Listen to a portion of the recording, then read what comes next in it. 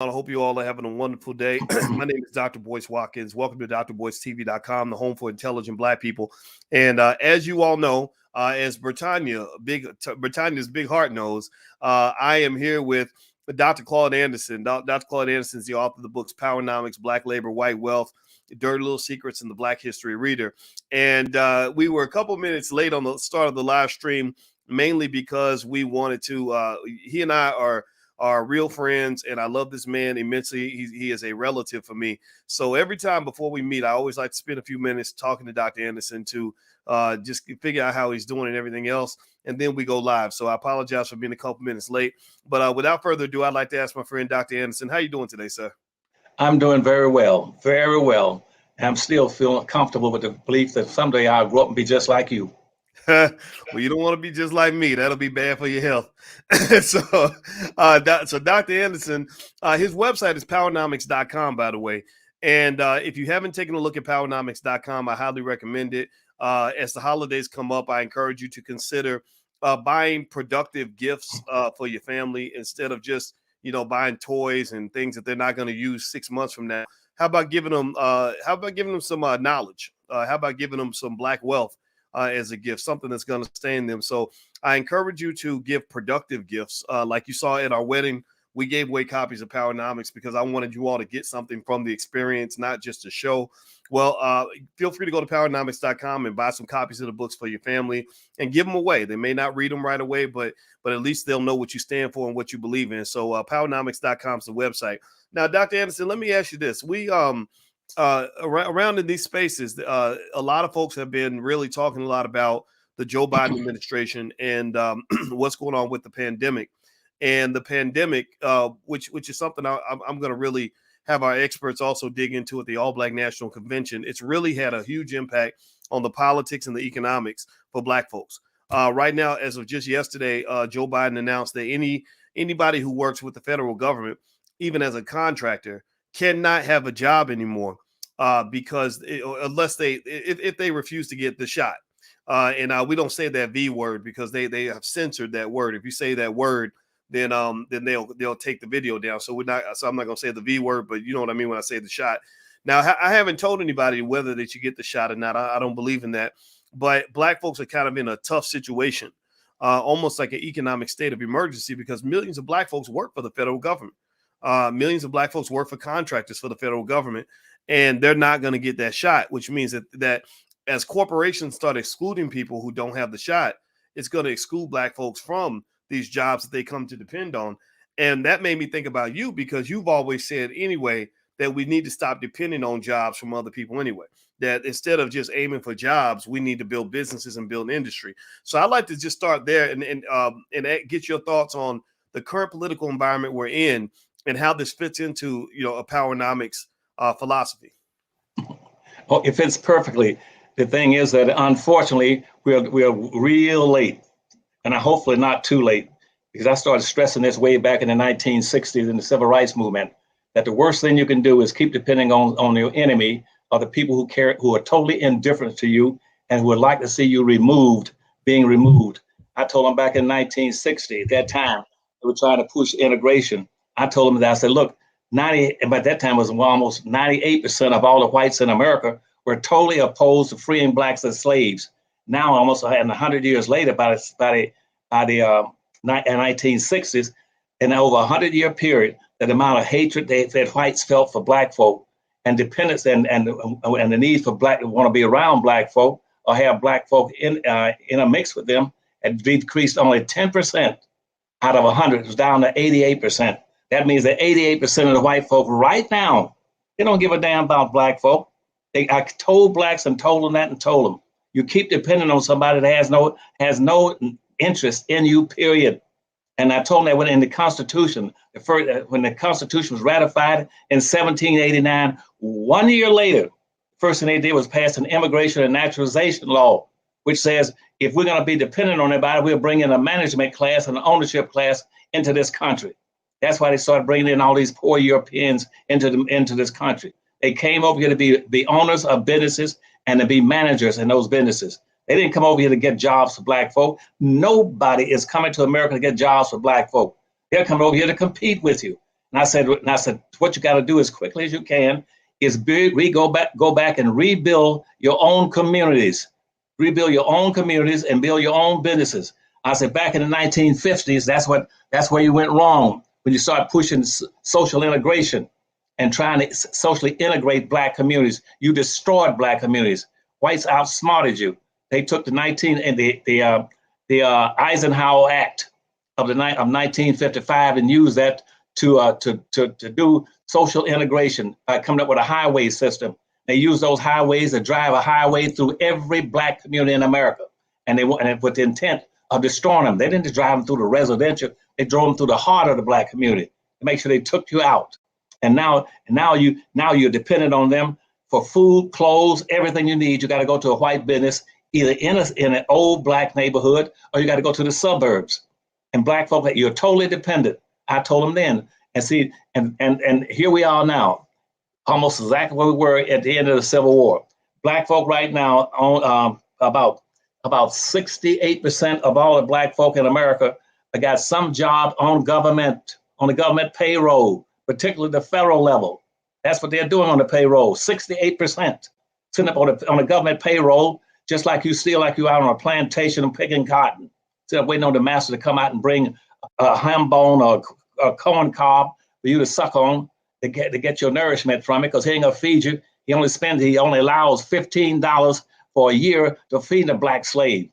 And then and out of that 68% of black folk that are working in some level of government, federal, state, county government, or school teaching, you got about another 23% of the blacks in America are sitting up on the corporate payroll, working for white corporations. They haven't got any black businesses in the country.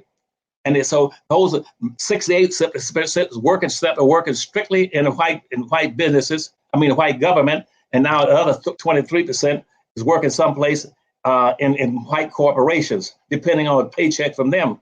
You only got 2% of blacks in America working in their own communities, in their own businesses, for their own people. So they put themselves in a position of being wiped out and annihilated. And right now, that's on the schedule. And by the year 2040 or 2045, they plan on wiping black folks off the face of the earth because of all these other immigrants coming in here. As I told you, that 1890 integration law, nationalization law, they are planning on constantly inputting those people into this country, a continuous inflow to replace you. You're down to nothing now. You're outnumbered 10-1. And you got these sorry Sambos working for the government around them, talking about we got to have a right to vote. Voting ain't worth a damn. Voting had no power in voting. You outnumbered 10-1, which means every vote you cast, you got your opponents or people against you who hate you and despise you. That 88% of white folks don't want to give you any reparations, anything. They want you to disappear off the face of the earth. And so right now, you didn't follow the things. I said your other option was get you a national black party and organize that, come together and get away from both political parties. The Democrats don't care about you and the Republicans don't care. So Biden don't give a damn about you, just like Obama didn't give a damn about you.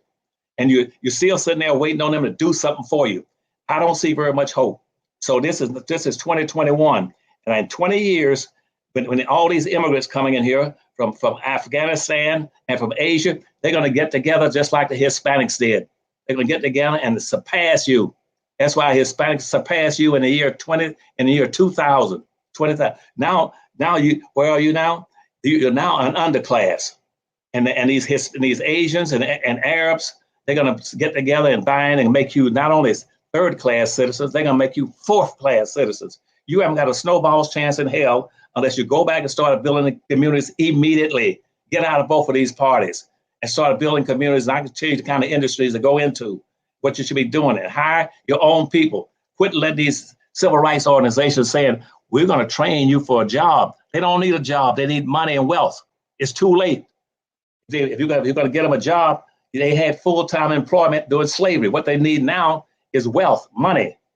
And the Biden administration going to give you anything, they've snowballed you already and used you to get into the office and have us mention the word black out of their mouths in 9 months. And so when this is September, so when November comes, that'll be a year. They haven't done a single thing for black folk, and they're not going to do it for you. I'm You know, sorry. it's okay. It's okay. I was listening, and I know everybody's listening. And in case you just came in, I'm talking with Dr. Claud Anderson. Dr. Anderson is the author of the books Powernomics and Black Labor, White Wealth.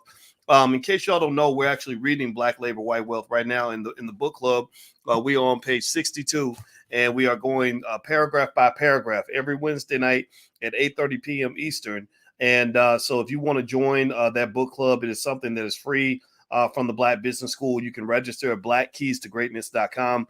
That's blackkeystogreatness.com. Also, Dr. Anderson's website where you can get his books and everything else is powernomics.com. There's the URL. Please hit the thumbs up button. Thumbs up, thumbs up, thumbs up. Also, share this video because we need to build Black-owned media. We need to develop infrastructure. Infrastructure is what allows you to fight system against system. You can't have individuals fighting systems. You can't have one-man Black leadership. You must have structured institutional leadership, which means developing systems. It means developing businesses. It means developing institutes. It means developing all kinds of organizations, schools, all sorts of things that you have that allow you to have that infrastructure and processes that will allow you to fight back. So this media platform is part of that. So I hope that you will share this video and help us grow this platform because it's really important. So, and by the way, I want to say thank you to Black Mama. I see your donation. She says, much love, Dr. Boyce and Dr. Anderson. Well, we love you too. So let me and we're going to actually circle back around in terms of what America owes Black folks, because Dr. Anderson, a lot of times we get into a cycle of looking at a Joe Biden and saying, okay, we all voted for you. You were pressuring, Black folks were pressuring each other to go vote for Biden. People were shaming each other. They were doing what I call voter shaming, where they were basically attacking them and saying, well, if you don't vote for Biden, then you must, be a Trump supporter. Or if you don't vote, then you don't count. Right. And that's abusive behavior. It's racist behavior. It is oppressive behavior. It is unacceptable behavior because you are infringing on another American's right to freedom of expression. So with that said, now that Biden's in office, we remember before the election that Black folks had leverage. You had people like yourself that was talking to different administrators, different politicians and saying, we want to build a high-speed railway. Black folks need to be part of a multi-billion-dollar project that will help to develop economic infrastructure for the Black community.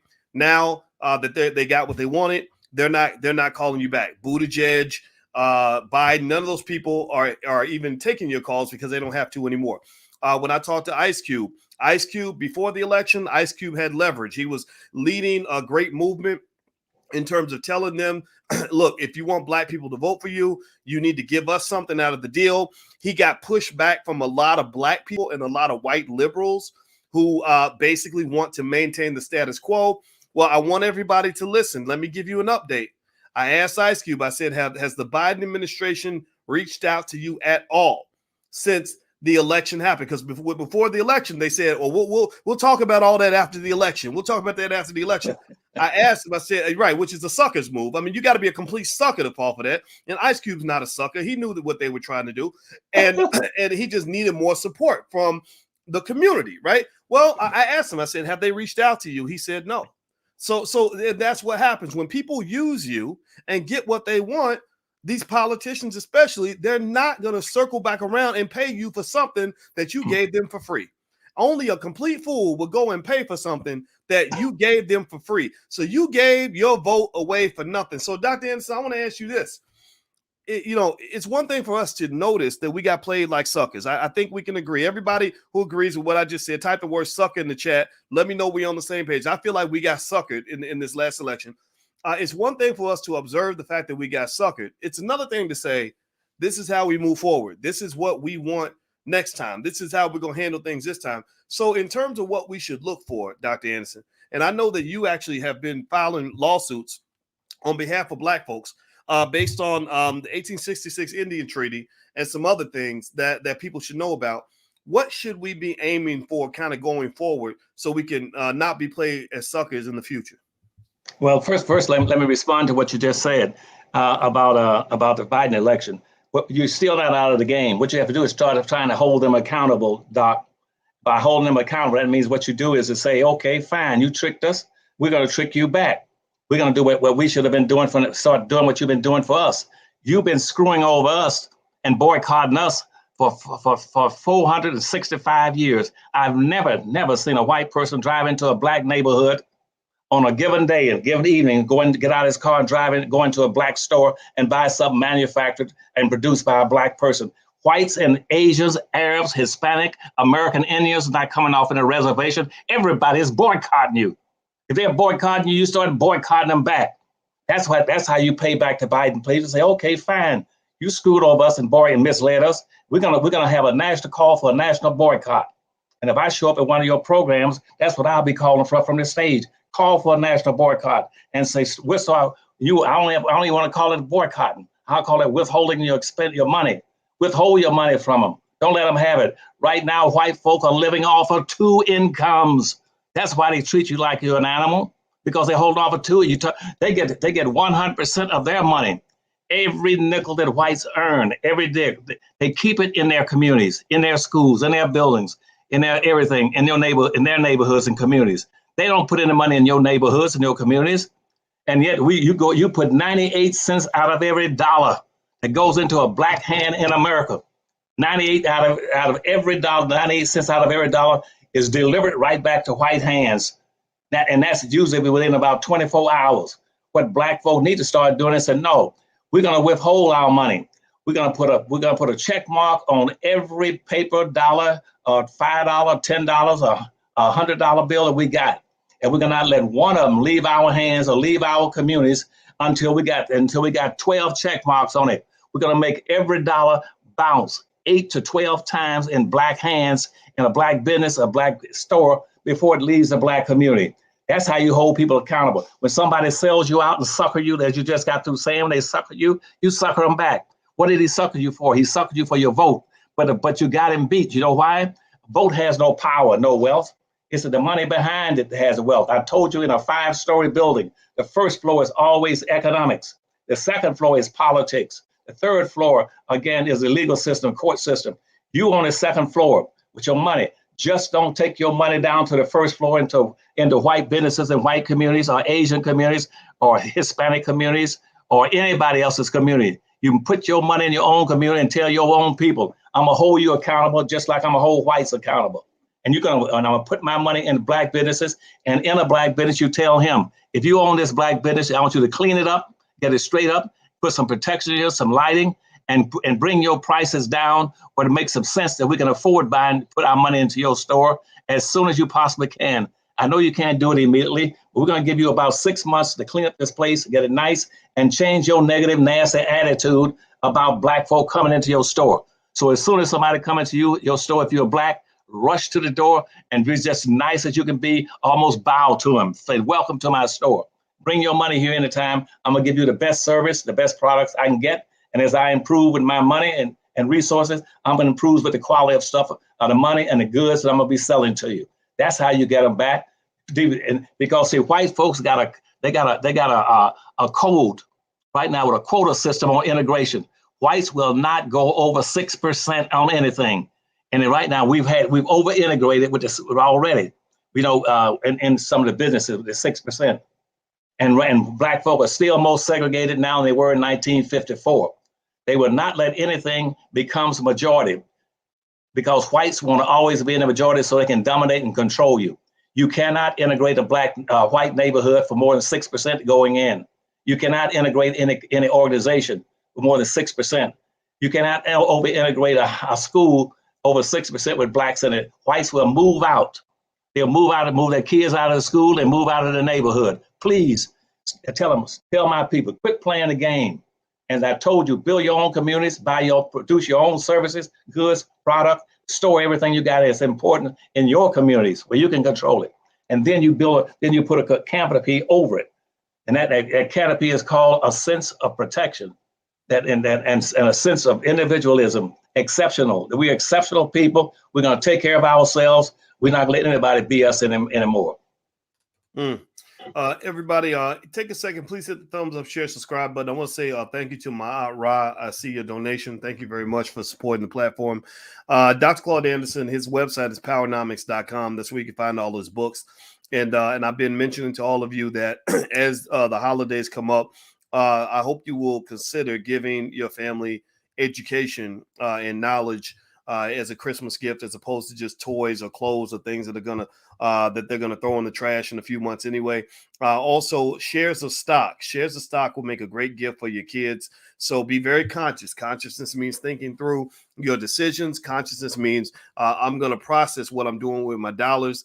You must engage in economic consciousness. So I encourage you to use that during the holidays, because they're going to engage in a lot of unconscious ways of getting your money. Okay. Also, Dr. Anderson is going to join us at the All Black National Convention.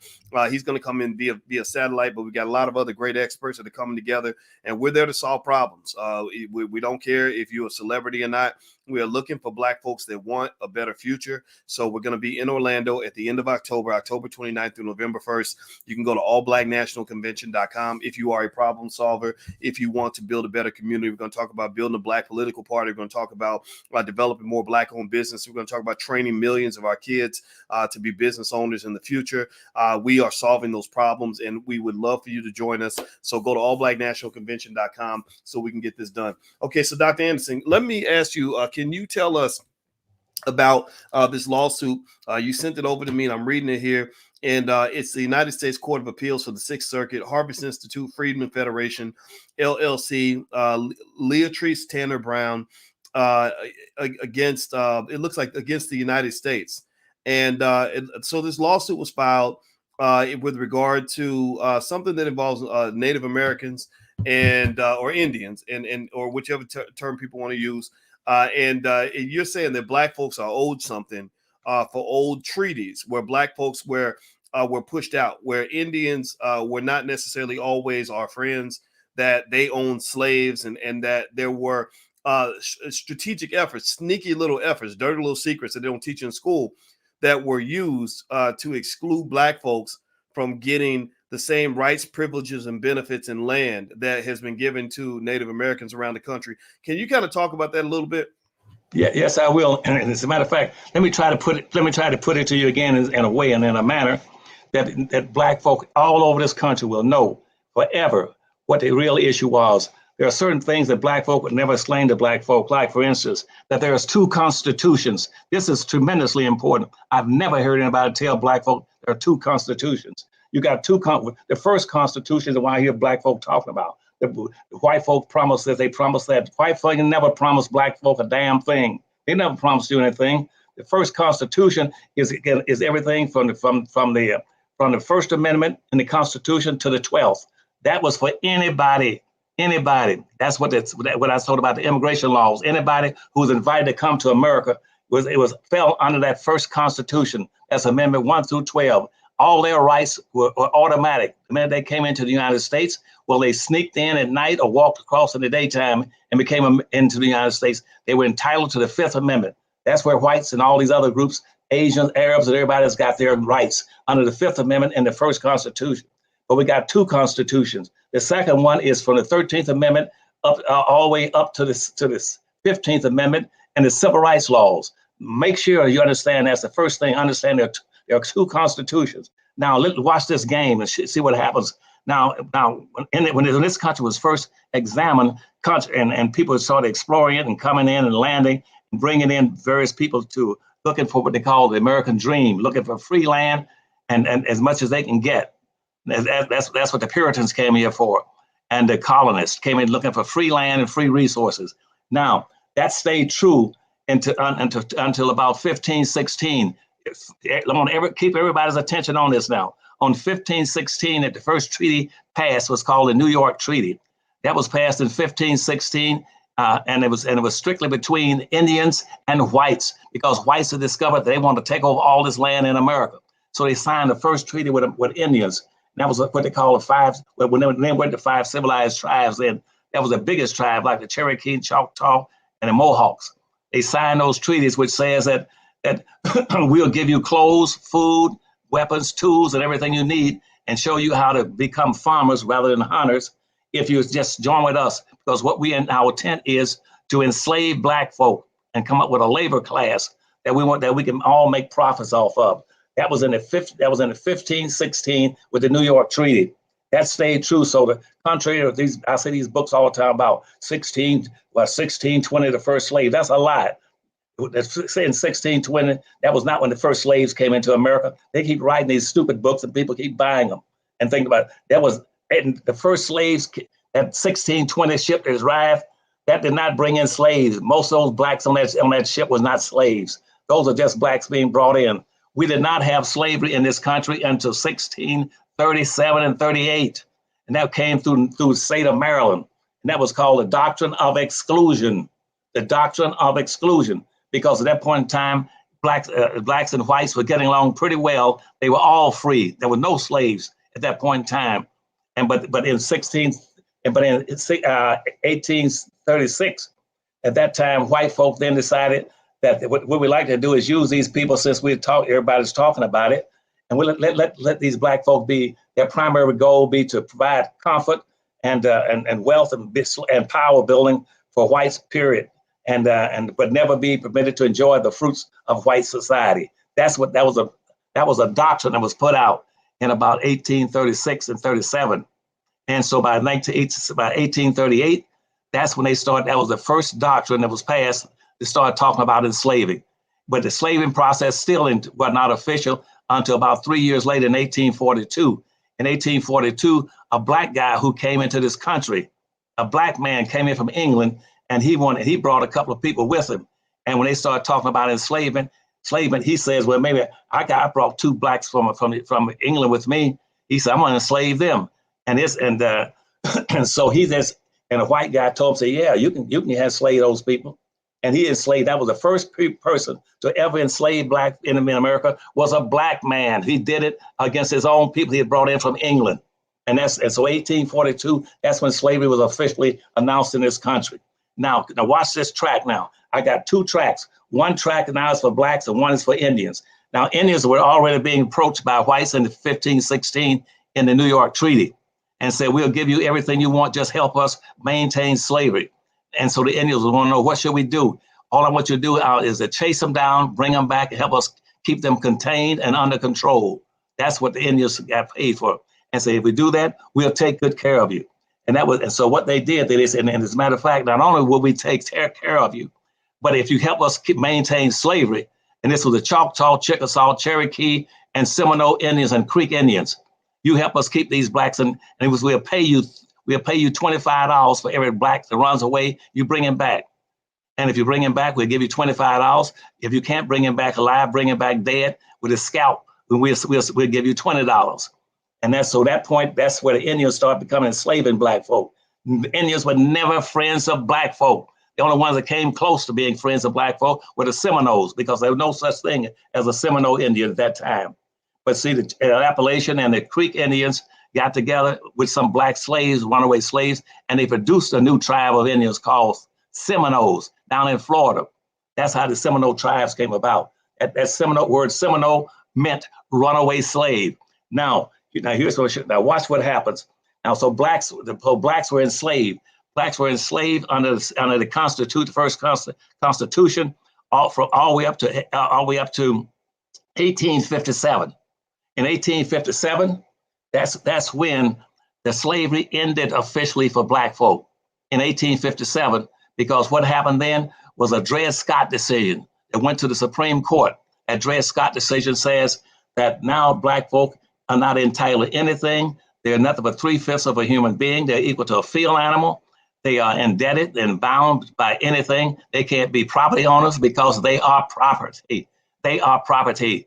And then 1857, the Dred Scott decision, that was the end of the first Constitution for whites that started in 1889, and ran to 1857. Now, at that point, that triggered a thing called the Civil War that came about 2 years later. That Civil War started in the 1860s. And when that started, that was the beginning of a second Constitution. That was a second Constitution. And why did that second Constitution come about? Because there were a few liberal whites called radical Republicans who said that's not right to tell black folk that they are nothing but animals, 3/5 of a human being, and their property, and not entitled to own property. And so they said, as soon as this war is over, we win, we're going to rewrite it. We're going to do something that's totally different, and we're going to call it Reconstruction. Reconstruction, which means we want you to redo what you've been doing in this society against black folk. The reconstruction that if my car gets wrecked and I take it to the shop, I say I want you to restructure, repair, redo it. And that's where Reconstruction came in. And Reconstruction came in starting in 1865, which means what you've been doing to black folk was absolutely wrong. And so that's when the second Constitution started in 1865. It started with the 13th Amendment. The 13th Amendment says this, that black folk must be treated in all manners similar to whites, and that white folk cannot misuse them and abuse them anymore. That was the 13th Amendment. And there'll be no more slavery, basically, unless you've been duly convicted of a crime. And that was the 13th Amendment, which means whites cannot do things to black folk they wouldn't be doing to other white folk. And so that was the 13th Amendment. The 14th Amendment came in after that, which says that every level of government must exercise all necessary measures to ensure that they're lifting the burdens and legacies off the shoulders of black folk. And that was strictly and solely for black folk. Why did they say for black folk? Because the Dred Scott decision in 1857 says black people have no rights that white folk are bound to respect. There was nothing in there about handicap, about poor people. There's nothing there about women, gays, transsexuals, midget, one-eyed, one-toed people. It was only not about poor whites. The 13th Amendment was strictly for black folk and to correct the Dred Scott decision. The 13th Amendment, 14th Amendment came in effect to reverse the Dred Scott decision, period. And then the 15th Amendment came in and gave blacks the right to vote, strictly blacks. That's the only group of people that ever got voting rights directly from the government, from the federal government. And that was only black folk. Black folk are exceptional people. They've been treated differently from any people in this nation, maltreated, mistreated. They're not like any other group, and they should never be put into broad categories like minorities and poor folk, people of color, midgets, humpbacks, women, gays, midgets, anything. They are special people. And that gave black folks priority. Because why did they get priority? Because at that same time, they passed what's called a Freeman Bureau. The Freeman Bureau says that in this Freeman Bureau, we're going to give land, that blacks should be able to go to this land after slavery ended in 1864 and 65. When slavery ended, when it ended and the Civil War ended, there should be land put in there. They said, what land? The land that belonged to all the wealthy, rich whites in the South during slavery. Every white person in the South lost all of his land during the Civil War, lost all of it. And guess what else lost? The Indians in this country who signed that Treaty of New York, they lost all their land because they signed an agreement with Southern whites, Confederates. They signed a Confederate agreement saying we'll fight with you and support you to maintain slavery because you've taught us that if we get on slaves and we chase them down and bring them back and trade them and sell them, we can make money off of them. And so Indians then at that point lost all of their land in America. But then here comes Andrew Johnson out of Tennessee and says, well, no, hold a second. Now that Lincoln is dead, I'm willing to give amnesty to every white in the South, every white who fought with the Southern Confederacy. I'll let you come in if you sign a new agreement saying that you apologize and you will not take up arms against the United States again. And you sign that pledge. I'll do two things. I'll excuse you from being lynched or shot for creating this war that got all these people killed and excited them. We'll let you off the hook, and we'll let you come back in as citizens, and you can get your land back. Now, when they did that, that was called amnesty. They gave them amnesty, and so that all the whites got their land back. And they also said, now these Indians, you were supposed to be in a protected class, but you went and fought with the South. You're no longer in a protected class.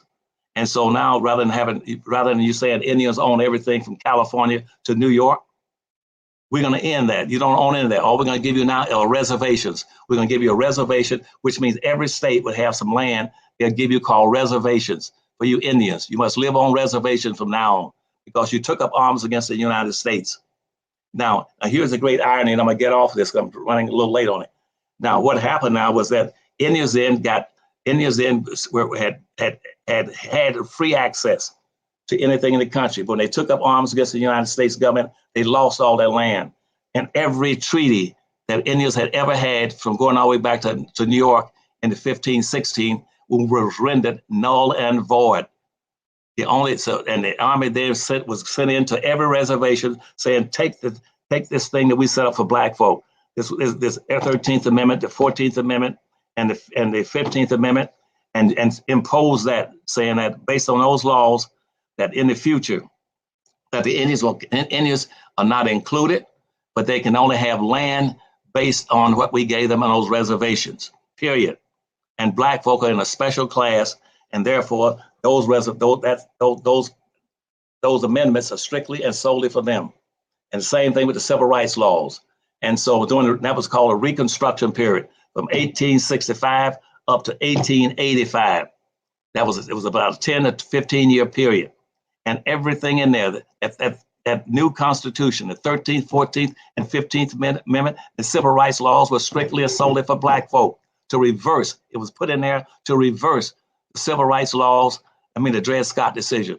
And here's a question for all your listeners and anybody who picks up this video and looks at it. Either the new 13th, the new civil Constitution from 13, 14, and 15 is still valid, or it's not. If it's not valid, then every black in America, except the immigrant blacks, all the native blacks who are here that came here as slaves, they are still under the Dred Scott decision, which they're still equal to field animals, and they're still only 3/5 of a human being. If the 13th and 14th and 15th Amendment and the civil rights laws were not strictly for black folk, they are still outside. And if it is outside, if it is valid, then the Indians can't be a part of it, because everybody who fought with the South, the Southern, and including those Indians, were excluded. You can't have it both ways. You can't have it. So what happened now is that they've twisted it around and corrupted it, so that now, guess what? That Indians now are using the laws that came in for black folk and saying, well, and that's why you have to read those treaties that I told you about. They're saying, what we'll do is that we'll go back and recapture some of our old treaties. No, you can't. There's only one treaty. And the only treaty right now for Indians is the 1866 treaty. And yet Obama and all these other people gave $3 billion to Indians while he was in the presidency. And Biden is giving them all these kind of money and giving the resources to Indians. Indians cannot get resources without including black folk. That's the problem, is that they keep giving resources to Indians and denying blacks. And to get away with it, because no blacks raise hell about it. I got lawsuits that saying it's illegal, it's unconstitutional, that the 13th, 14th, and 15th Amendment and the Civil Rights Law was strictly and solely for black folk. And the slaughterhouse case in 1872 said the same thing, that nobody, no group, no cultural group, no racial group, no religious group, no gender group, and no bigender group, nobody can use those amendments except black people. And yet everything right now on these voting things, they giving resources to everybody. You cannot give resources to immigrants coming in the country. You can't bring in 120,000 Afghanistans and give them money and clothing and food and everything and treat them like they're first-class citizens over black folk. And they got all these black kids all over the country. They ain't still aren't getting a damn thing. Nobody's going out giving them anything. But if you give anybody anything, and not give it to black folk, you're violating the 13th and 14th and the 15th Amendment and the civil rights laws. And that is unconstitutional, and black folks should be jamming up the courts. That's why I got court suits all over the place. And it's telling black folk, wake up and smell the coffee. Don't let people keep mistreating and maltreating you and treating immigrants, because they keep going back to the 1890 law, which says, let's bring in immigrants and keep blacks as a permanent minority, because wealth and power follows the majority. And that way blacks will get nothing. If we take everything and put it in a broad category called minorities, poor folk, people of color, and pretend somehow that Jews, Arabs, Asians, Hispanics, all these people are minorities, or people, they ain't no minorities. And anything against those people, so racism. You can only have racism against black people. And black folk can never be a racist, because there's a power relationship. It's a group to group phenomena. It's a competitive relationship. You black folk cannot be racist, and anybody who's not passing resources into blacks and making them equal to all these, not even equal to above all these groups. Black folk are supposed to be above all these groups and classified as exceptional people. That's why we had a Freedmen's Bureau way back, and Andrew Johnson, he closed it down so that he would give all those resources in that bureau to local whites, to the Confederacy. They've been shamming blacks and mistreating blacks, just like Biden is doing now, giving everything to everybody but blacks. They give it to white women, they give it to gays, to handicapped, to poor people, and all that, and they give it to people of color. But you all understand this now. Indians are getting all these benefits. That's why I'm in court, and so do these poor people. And they put themselves equal to blacks. They're not equal to blacks. Nobody in this country, based on that second constitution, is equal to black folk, nor should they be taking resources that should be going to the black community and dividing it up and divvying it up. That's why right now the affirmative action plan doesn't work. That's why you can't cure racism in America, because most of them don't know what racism is. Racism is a competitive relationship between groups of people, or white folks that want to make sure that black folks never improve. That's why nothing will go to black folk. And that's why these viruses are going to kill off more black people than anything else. That's why black folk are not going to have any grocery stores, food stores, begin to get supplies and be a competitive people. That's why when you do vote a candidate in, you never get anything. And because by 2040 or 2045, they want to eliminate blacks and go back and treat them like Hitler did in 1932 and 1933 in Europe. That's the bottom line of it, Doc. I can't hear you. Sorry about that. Thank you, Dr. Anderson. I appreciate that. That was a great bottom line. And I want to acknowledge Ronnie Fitch. Thank you for your donation. We appreciate that very much. And also, everybody, if you just came in, I'm talking with Dr. Claud Anderson. He's the author of the books Powernomics, Black Labor, White Wealth, The Black History Reader, and Dirty Little Secrets 1 and 2.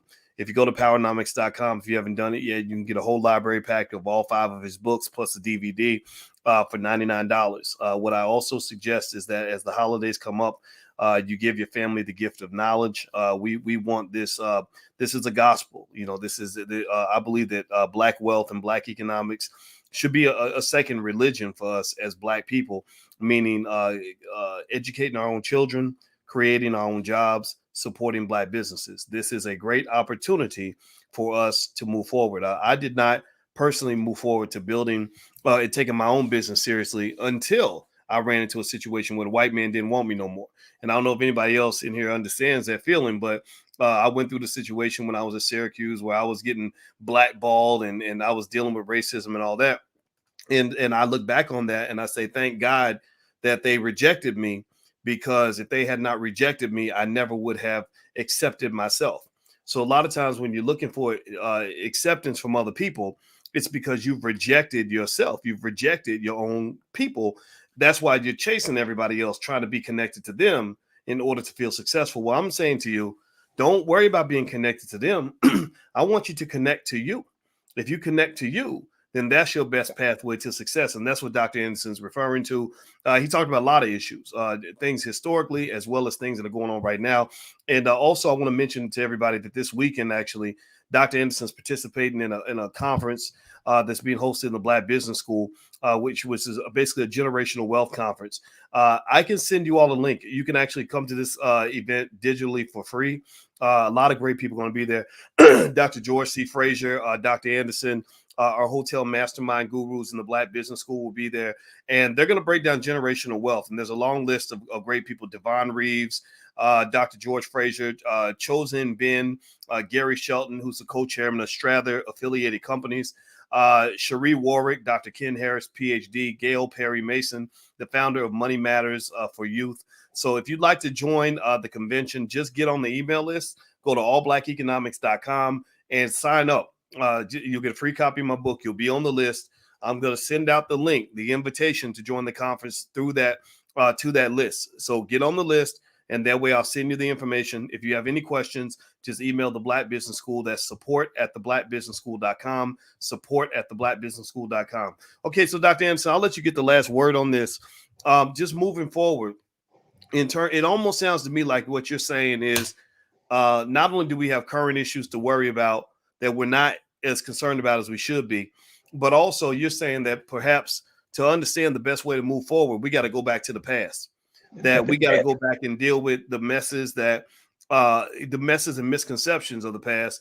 Like, for example, I don't know about everybody else in here, but I was raised to believe Native Americans were always friends to blacks, no matter what. That they went through what we went through, and they're just like us. And now, it kind of shocked me when you were talking about the fact that they were paid to hunt down slaves and cut the scalps off of our grandparents, great grandparents, and they would sell those scalps for money. I mean, that sounds terrible, and I think that that means that we have to relearn our history and then also form new strategies to move forward. So what would be some parting words you'd like to share on that, Dr. Anderson, in terms of how we could take everything that you shared today and start applying some of this individually and as a collective? Well, I'll go back to the first thing I told you about learning how to hold every political administration, hold them accountable by that saying, fine, I don't want to be a part of you. And because right now you BS to me, and you told me that there was a barrel of gold at the end of the rainbow, and social integration would make all human beings equal. But at the same time, I found you put a quota system in there saying that basically I don't want to ever have more than 6% of the population being black in anything, whether it's in a school or an organization or a business or a neighborhood or a community. I don't want you. That's why right now whites don't move out of one neighborhood and go to a black neighborhood. When they move out of your neighborhood, they move to all white neighborhoods. They want to be with their own people all the time. In terms of money, that's what I tell black folk right now. I just told you that you spend the most, 98% of your money into white communities. Dr. Watkins, a person who can't figure this out, IQ couldn't be over 7. Now, if you tell me right now that we spend 98% of our money in white communities, in white businesses, and we only keep 2% of our money in black neighborhood, in black businesses. Anybody know what that means? That means that white people are living off of 2 incomes, because I told you they are boycotting your neighborhoods, boycotting your businesses. No white person is going into a black business, putting any money in the cash register. They are boycotting. So now that means what that means at the bottom line, when you add it up, whites live off of 2 incomes, Dr. Watkins. They live off of 2 incomes. They live off of 100% of their money and their businesses in their communities, and live off of 98% of your money that you bring to their communities and their businesses. That means you leave your own communities trying to struggle to survive as a neighborhood to live off of what? 2%. It is humanly impossible. You don't have to have a college education to figure that out. How in the world can you survive off of 2% of your annual disposable income? Not if you got a 1.3 trillion and $1.3 billion passing through your hands annually. Let's see now, and you kind of try to live off of 2%. That means that whites are living off of 100% of theirs and almost 98% of yours. And how are you going to compete with them? That's how they got to find homes, find neighborhoods. And so nobody's putting the money in your neighborhoods. Why would black folk keep pursuing integration? Because you see, we got all of our social organizations and our political parties telling black folk that the best thing to do is look for social integration. And I said, no, that's wrong. You should not be looking for social integration. The integration of segregation is not the issue. The issue should be ethno-aggregation. Aggregation means coming together and pooling your resources, pool your money, pool your votes, pool your power, pool everything you got, pool your ability to grow and produce, pool it and keep it for your own people and make it bounce, and never let it leave your community until it's bounced 8 to 12 times. Hispanic money bounces 6 to 7 times in Little Havana, in Mexican town, or Hialeah. White money bounces 8 to 12 times. Asian and Arab money bounces 12 to 13 times. And Jewish money bounces 18 times. Black money doesn't bounce once. And so that's why they're not having a job. You don't have any jobs in the businesses because you don't have any businesses to hire them. Start hiring your own people, build your own communities, and don't worry about you don't need white folks' approval to build your own communities and buy from your own people. If you want to survive, tell your listeners, start treating yourself with greater respect and respect your own people and buy from them and service them and care for them and protect them, before you buy and service anybody else. All right, everybody. Well, I think those are great parting words, and I want to say thank you. I hope you'll join me right now in giving a digital thank you to Dr. Anderson.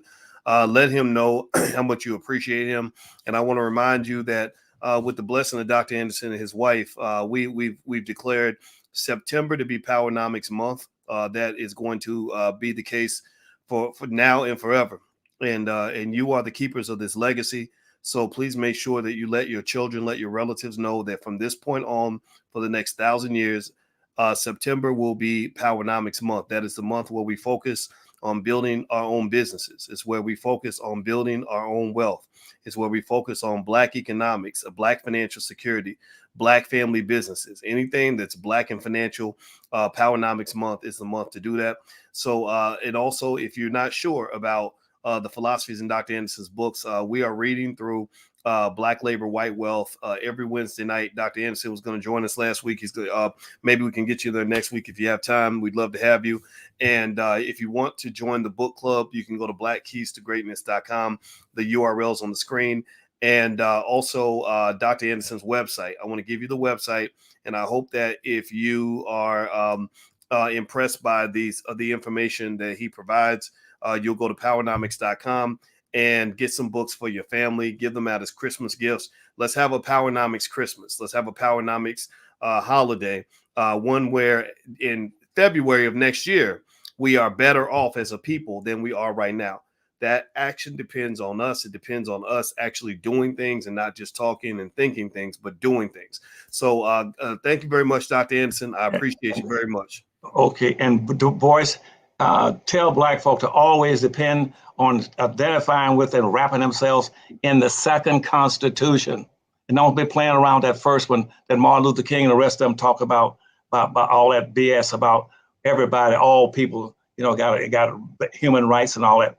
No, the third, that 13 through the 15 and the civil rights laws, no immigrants, anybody else will be using those laws. When you hear people talking about they're entitled to this, entitled to that, they're not.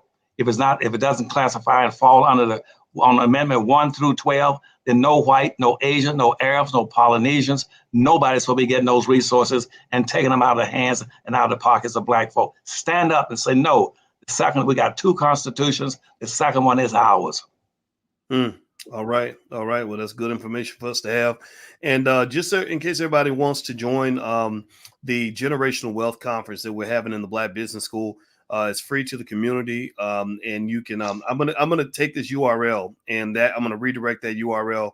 It's gonna be b1wealth.com. If you're watching this live, the URL does not work yet, but it's one that we got for this conference. So what I'll do also is if you go sign up at allblackeconomics.com, get on the email list. You'll get a free copy of my book, and I will send you all a direct link if you'd like to join the conference with Dr. Claud Anderson, Dr. George Fraser, etc. The number one mission of the Black Business School, one of the top 2 or 3, is to introduce as many millions of our people and our children to the experts you have in your own community. A lot of y'all went to big white universities. You gave them $100,000, and they taught you they didn't teach you how to build Black wealth. They taught you how to build white wealth. And we're not mad at them for that. But that's because that's their job. Their job is to enhance the conditioning and the situation of their own people.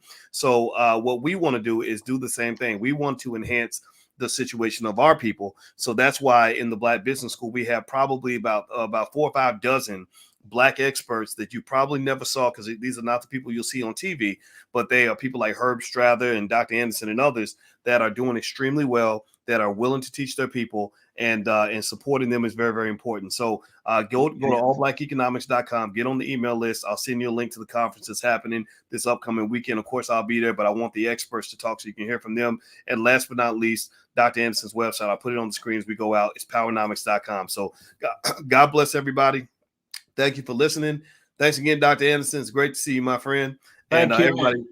And I tell them all, good luck on that conference. Herb Strather and Gary Shelton are two good people. And I bless and wish them the best. And I'll always try to support their business school. All right. So there you go. There's the endorsement. So everybody, please have a wonderful day. Hit the thumbs up button on your way out, and we will see you all again soon. Take care. Bye-bye. Thank you.